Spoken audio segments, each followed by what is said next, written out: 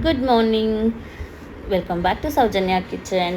ದಿನ ಬೆಳಗ್ಗೆ ಎದ್ದರೆ ಏನಪ್ಪ ತಿಂಡಿ ಮಾಡೋದು ಅನ್ನೋ ಆ ಟೆನ್ಷನ್ನೇ ತೊಗೊಬೇಡಿ. ನೀವು ನನ್ನ ಪೇಜ್ನ ಫಾಲೋ ಮಾಡಿ. ನಾನು ನಿಮ್ಗೆ ಸಾಕು ಅನ್ನೋ ಬ್ರೇಕ್ಫಾಸ್ಟ್ ರೆಸಿಪಿಗಳನ್ನ ನಾನು ನನ್ನ ಚಾನಲಲ್ಲಿ ಪೋಸ್ಟ್ ಮಾಡ್ತೀನಿ.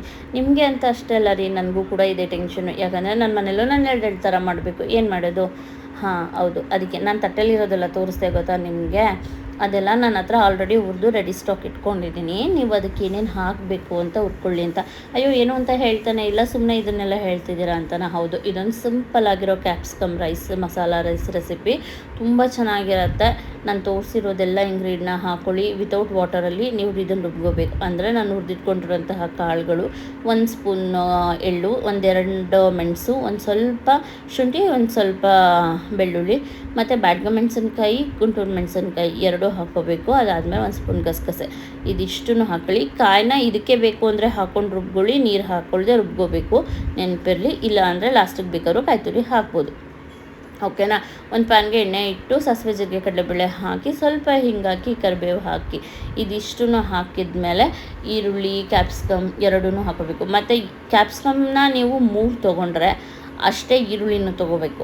ಯಾಕಂದರೆ ಅದು ಸಮ ಇರಬೇಕು. ಇಲ್ಲ ಒಂಚೂರು ಕಮ್ಮಿ ಈರುಳ್ಳಿ ಇದ್ರೂ ನಡೆಯುತ್ತೆ, ಬಟ್ ಕ್ಯಾಪ್ಸಿಕಮ್ ಚೆನ್ನಾಗಿರಬೇಕು. ಇದಕ್ಕೊಂದು ಸ್ವಲ್ಪ ಗೋಡಂಬಿ ನಿಮ್ಮನೇಲಿ ತಿಂತಾರೆ ಅಂತ ಅಂದರೆ, ಇಲ್ಲ ಅಂದರೆ ಪರವಾಗಿಲ್ಲ.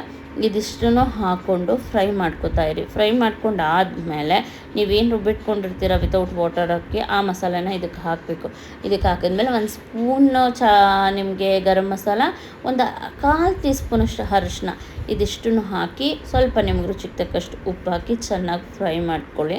ಇದೆಲ್ಲ ಆದಮೇಲೆ ಲಾಸ್ಟಿಗೆ ಸ್ವಲ್ಪ ತಣ್ಣಗಾದ್ಮೇಲೆ ಸ್ವಲ್ಪ ರೈಸ್ ಹಾಕಿ, ಕೊತ್ತಂಬರಿ ಸೊಪ್ಪು, ಒಂಚೂರು ಬೆಲ್ಲ, ಸ್ವಲ್ಪ ಕಾಯಿ ತುರಿ, ಅಂದರೆ ನಾನು ರುಬ್ಬಕ್ಕೆ ಹಾಕ್ಕೊಂಡಿಲ್ಲ ಅಂದರೆ ಮೇಲೆ ಹಾಕ್ಕೊಳ್ಳಿ ಆಯಿತಾ, ನಾನು ಸ್ಕಿಪ್ ಆಗಿದೆ. ಸ್ವಲ್ಪ ಕಾಯಿ ತುರಿ, ಸ್ವಲ್ಪ ಬೆಲ್ಲ ಹಾಕಿ, ನಿಂಬೆಹಣ್ಣಿನ ರಸ ಹಾಕಿ, ಕೊತ್ತಂಬರಿ ಸೊಪ್ಪು ಹಾಕಿದ್ರೆ ಫೈನ್, ಸೂಪರಾಗಿರುತ್ತೆ.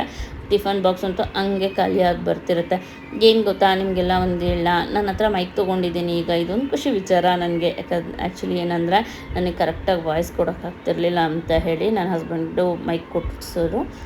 ಬಟ್ ಓಕೆ, ಬಟ್ ಆದರೆ ಮನೇಲಿ ಏನು ಮಾಡೋದು?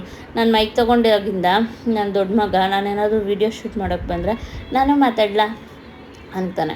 ನನ್ನ ಚಿಕ್ಕ ಮಗ ಸ್ಕಿಯೋ ಅಂತ ಗಲಾಟೆ ಮಾಡ್ತಾನೆ. ಇದ್ರ ನಡುವೆ ಎಲ್ಲ ವಾಯ್ಸ್ ಕೊಡೋದು ತುಂಬ ಕಷ್ಟ ಆಗಿಬಿಟ್ಟಿದೆ.